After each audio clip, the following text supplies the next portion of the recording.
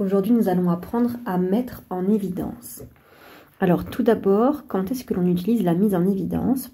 Nous avons vu, dans le cours, comment développer une expression, c'est-à-dire passer d'un produit de facteurs à une somme de termes.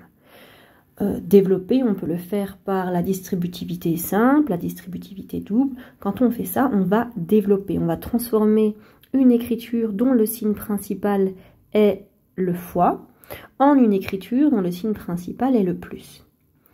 La mise en évidence, on peut l'utiliser quand on va faire l'inverse de développer, c'est-à-dire quand on va factoriser, quand on va transformer une somme de termes en un produit de facteurs.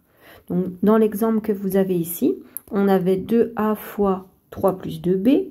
Le 2a allait donc aller multiplier le 3 et le 2b, ce qui nous donne 2a fois 3, 6a, plus 2a fois 2b, 4ab. Le principe de la mise en évidence, ça va être de mettre en avant, de mettre en évidence les facteurs qui sont communs aux deux termes. Ici, dans notre exemple, on a 6a plus 4ab. Les facteurs qui sont communs, c'est donc 2a. Pourquoi? Parce que 6, c'est 2 fois 3. 4, c'est 2 fois 2. Donc, en commun, on a bien le 2, on a bien le a. Donc, on met en évidence 2a. Il nous reste après 3. Et il nous reste ici 2b. Avec le signe plus entre les deux. Donc on a 3 plus 2b. Appliquons ce principe à d'autres exemples. Dans l'exemple suivant, nous avons xy plus ax. Le facteur commun ici aux deux expressions, c'est le x. Je vais donc le mettre en évidence. Il me reste du coup y plus a.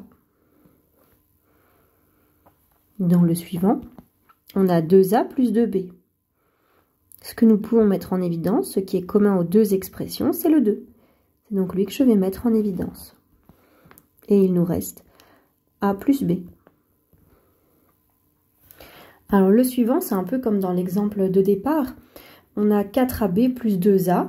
Alors les a, on voit tout de suite qu'ils sont communs, donc on peut les mettre en évidence. Mais pas que. On a aussi un 4 et un 2. Donc on a deux nombres distincts. Ce qu'on va devoir faire, c'est essayer de chercher le PGCD de 4 et 2. Donc le plus grand commun diviseur à 4 et 2 pour pouvoir mettre en évidence, pour pouvoir mettre en avant ce qui est commun au maximum. Alors 4, on sait que c'est 2 fois 2. Et 2, ben, ça reste 2. Donc on peut mettre en évidence le 2. Alors, quand je dis que 2, ça reste 2, on peut aussi dire que 2, c'est 2 fois 1. 2, c'est 2 fois 1 également. Donc, on peut mettre le 2 en évidence et le A également en évidence. Alors, ici, il nous reste 2B plus... Alors, que nous reste-t-il dans l'autre à propos du deuxième terme? Il nous reste du coup le 1, parce qu'on a dit que 2, c'était 2 fois 1. Et on peut constater que si on redéveloppe l'expression pour vérifier notre réponse, on a bien 2a fois 2b qui nous donne 4ab et 2a fois 1 qui nous donne bien 2a. Donc ça veut dire que quand on met en évidence l'entièreté du terme, il va nous rester dans la parenthèse, quand on aura factorisé, 1. Alors, le suivant, on a 14a carré b moins 21ab carré. Alors, même principe, on a 14 et 21, on va chercher le PGCD de 14 et 21. Autrement dit, quel est le plus grand commun diviseur à 14 et 21? Alors, le plus grand commun diviseur à 14 et 21, c'est 7. 14, c'est 7 fois 2. 21, c'est 7 fois 3. Alors, ce qui est un peu plus compliqué ici, c'est qu'on peut constater que au niveau des lettres, on a des lettres avec des exposants. Ici, j'ai A carré. A carré, c'est comme si j'avais A fois A.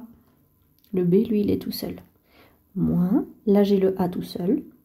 Et là, j'ai B carré. B carré, c'est comme si on avait B fois B. Et c'est dans cette expression-là que je vais aller rechercher ce qui est commun aux deux termes. On a le 7 qui est commun, mais pas que. On a aussi un A. Et on a aussi un B qu'on retrouve dans les deux expressions. Il nous reste du coup 2A moins, donc attention, 3b. 2a moins 3b. Dans l'exemple suivant, c'est exactement le même principe. On a 40xy moins 30yz. On va chercher le plus grand diviseur commun à 40 et 30. Le plus grand nombre qui divise à la fois 40 et 30, c'est 10. 10 fois 4 me donne 40. 10 fois 3 me donne 30. En commun, nous avons donc le 10 au niveau des nombres. Et au niveau des lettres, on a un y de chaque côté, donc on peut également le mettre en évidence. Il nous reste 4x moins 3z.